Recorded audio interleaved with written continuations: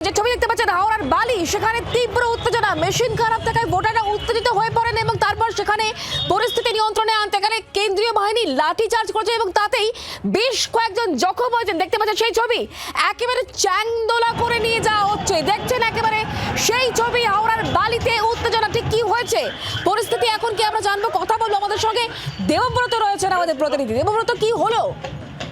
দেখো, সকাল থেকে দেখা যাচ্ছে যে হাওড়া বিভিন্ন বিধানসভা এলাকাতেই কিন্তু ইভিএম মেশিন খারাপ থাকার কারণে সেখানে কিন্তু দীর্ঘ লাইন পড়ছে এবং বালি সোহনলাল বিদ্যালয় সেখানেও ইভিএম মেশিন খারাপ থাকার কারণে যারা ভোট দিতে এসেছিলেন তারা কিন্তু দীর্ঘক্ষণ অপেক্ষা করতে থাকেন এবং এই ঘটনায় কিন্তু তারা কিন্তু ক্ষোভ প্রকাশ করেন এবং তখনই উত্তেজনা ছড়ায় এবং কেন্দ্রীয় জওয়ানরা তারা লাঠি চার্জ করে পরিস্থিতি নিয়ন্ত্রণে আনতে এবং একজন জখম হয়, রাস্তার মধ্যে পড়ে যায়। পুলিশ কার্যত তাকে চ্যাংলা করে গাড়ির মধ্যে তুলে নিয়ে যায় এবং দুজনকে আটক করা হয়েছে এই ঘটনায়, এখনো পর্যন্ত আমরা যেটা জানতে পারছি।